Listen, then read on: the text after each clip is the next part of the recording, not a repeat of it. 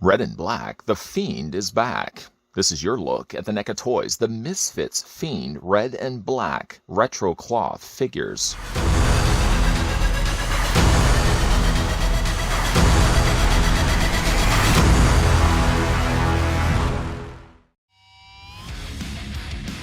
The Fiend is one of the most recognized music mascots of all time, and NECA are proud to present two versions based on classic artwork and imagery of the legendary punk band the Misfits.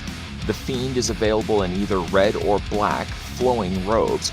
Both versions come complete with 3 different hands and candelabra accessory.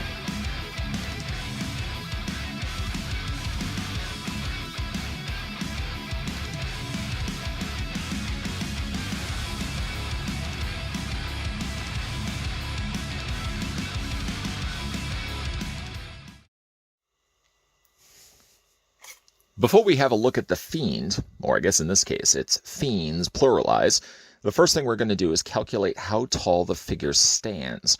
I'm really only going to do one of these because technically they're using the exact same body. The only thing that's different between them is the color of their robes. You'll see what I mean in a second.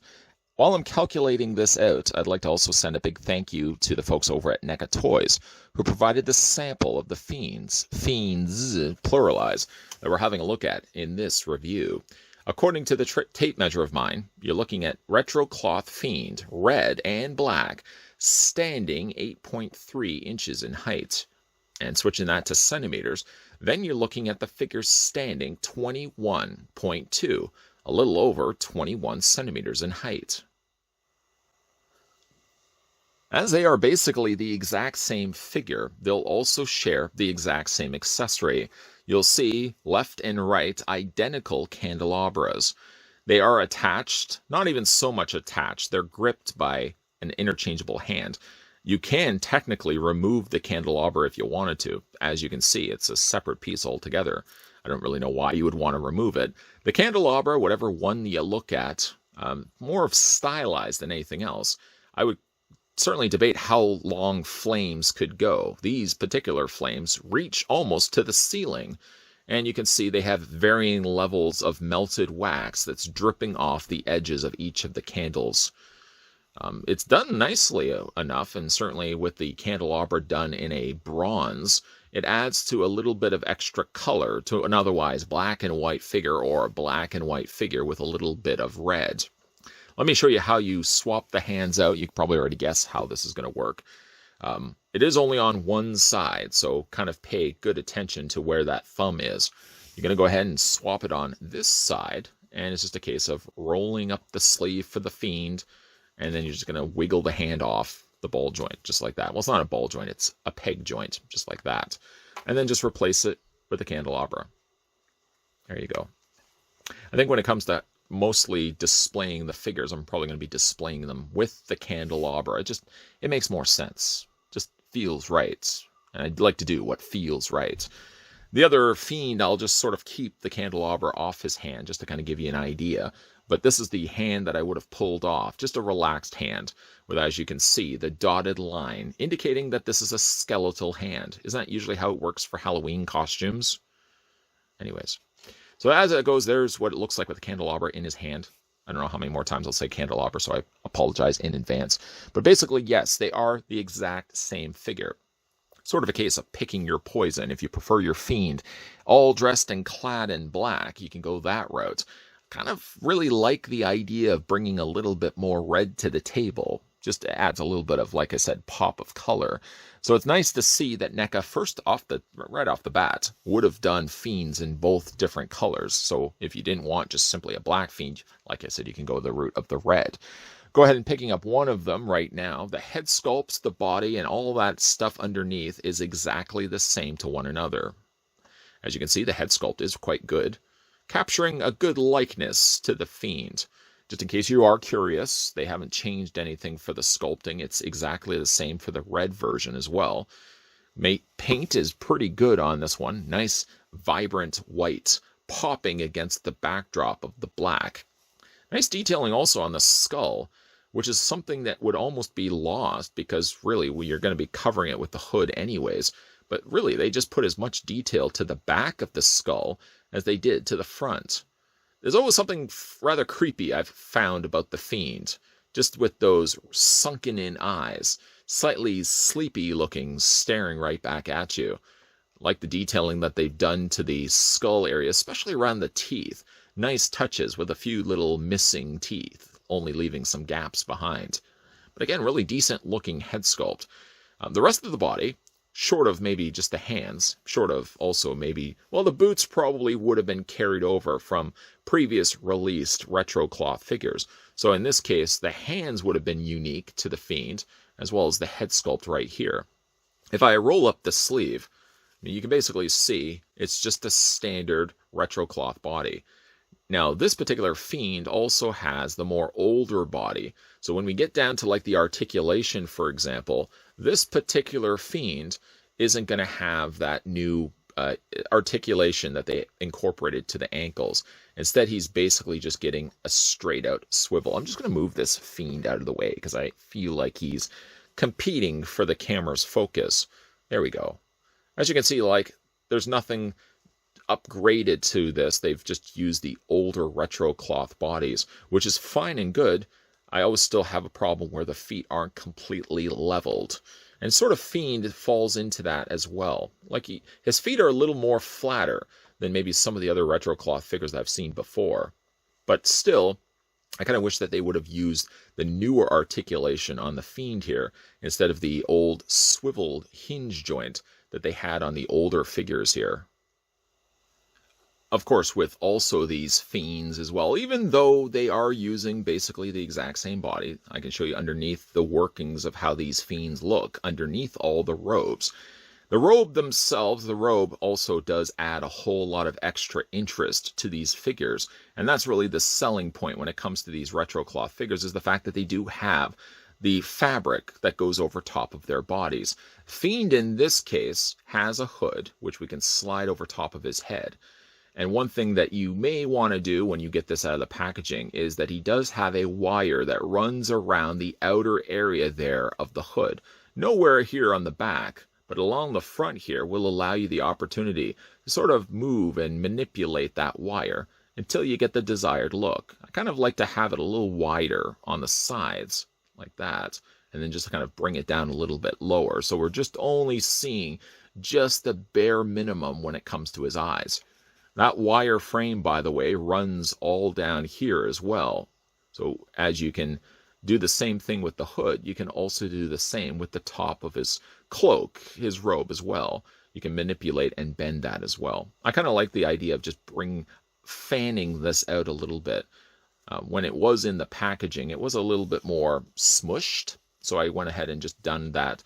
Along the back, I may want to just kind of fix that as well. But one of the good things about it is with that wire frame being present, I then can go in there, I can adjust it, and I can get it to its desired look.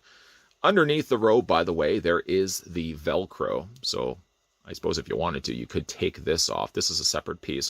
And then you could just unvelcro this and leave your Fiend, that poor Fiend, all naked and cold. So we're not going to go ahead and do that. The robe is well tailored. The material that they used almost has a bit of an elasticity to it. But it does look good. If your preferred look, of course, is having your Fiend displayed all in black. I must admit, though, I do like the look of the red. The red adds that little bit of extra when it comes to the figure. Of course, it does also add a little bit of breakup to the otherwise blacks and whites still in his face. The wireframe works exactly the same on the red. There's nothing that's changed between the two, but I can show you the little clasp that attaches the top of the robe to the figure. There's that little clasp right there. You can undo that and take this off completely if you wanted to. The red is stitched no different than the black. I wish in a way that there was a wire frame that ran around the bottom area of the cloak as well, so that if you wanted just to kind of, just add a little extra something, you could do that as well for displaying the figure. Like I said, though, there's nothing that's been changed on this one versus the black one that we had looked at. It's just simply a case of what your preferred look for Fiend is, red or the black. For the figure's articulation, it would be a standard retro cloth release, so the head rotates back and forth, and it also hinges up and down. Sometimes it's a little difficult to kind of get in there because the hood is covering over top of it. It does have a waist swivel. It doesn't have the newer crunch system. And for the arms hinge out at a full, comfortable 90-degree angle bend right there. You can move the arms forward. You can move the arms back out.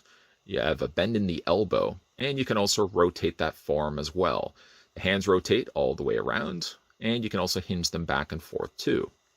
For the legs, I guess I can kind of roll things up so you guys can see how things work. There's the waist swivel that we were just talking about. The legs hinge out quite easily, quite comfortably. You can move the legs forward and back.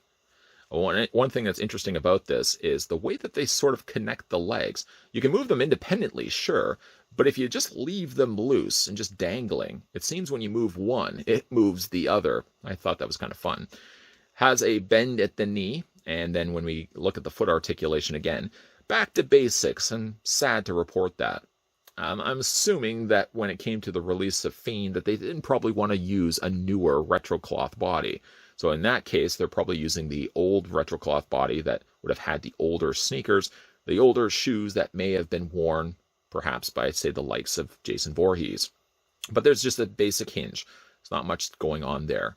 Wish that they could have actually incorporated the new articulation point, but I guess maybe for the case of Fiend, not everybody is going to be venturing out to get themselves a Fiend retro cloth figure. I like Fiend myself, but maybe not everybody is going to find the popularity in the Fiend, say, like they would to a newer Freddy Krueger or a new Jason Voorhees, where I guess it could justify, maybe if anything else, incorporating that additional articulation that's on the newer retro cloth figures. Retro cloth figures are always fun releases when NECA Toys puts a new one out. Generally, you find a pattern forming when you see these figures, that they're usually figures that NECA has to take a leap of faith on and hope that there's going to be enough demand from collectors out there to pick them up. Because of that, the likelihood of a Fiend ever making the rounds in Ultimate territory is probably slim to none, simply because they have to create a brand new sculpt and mold from scratch, and that can get pretty expensive. So oftentimes when you do see these retro cloth figures, these are the characters that could be a little bit more lukewarm reception when it comes to an Ultimate release. So it's just more financially viable for them to release as a retro cloth figure, because essentially you're only having to mold a brand new head, hands, and sometimes feet. That's about it. The rest of the body is pretty much the same underneath it, and then you're, of course, just putting fabric over top of it. Fabric's a lot cheaper to produce than a brand new mold. So will it be the case that we'll ever see a Misfits Fiend becoming an Ultimate figure? Probably no. I don't know if everybody's going to be jumping on board the idea of getting an Ultimate Fiend. I personally would be fine for the idea of picking up an Ultimate Fiend, but not everybody. So, of course, Fiend finds his way to retro cloth, and he looks quite good, both in black and red. Black, I feel, is more traditional, but I like the red. That's a nice little touch as well. Candelabra is also a nice little accessory with excessively long flames. That doesn't seem normal, but still a nice looking figure to be put on display. Misfit fans, I'm sure, will want to be picking up the Fiend in both colors and putting it in their collection. A big thank you to the folks over at NECA Toys who took the time and provided the sample of both red and black Fiend that we're having a look at in this review. Let me know down below in the comments section what you guys think of the retro cloth Fiend and what your favorite Misfit song is. Always like reading your comments down below. If you're new to the channel and liking the content you're seeing, consider the idea of hitting the subscribe button down below. Consider the idea of turning the bell notification on, and most definitely stay tuned to this channel Monday to Friday, 12 p.m. and 2 p.m. Eastern Standard Time. That's when you'll find new videos popping up on this channel round the clock. Going to be a lot of NECA stuff coming your way. I happen to know there's a bunch of things coming your way. You don't know what they are, so you'll just have to keep your peepers peeled, because definitely there's going to be a lot of videos heading your way. As always, guys, thanks for watching, and I'll see you next time.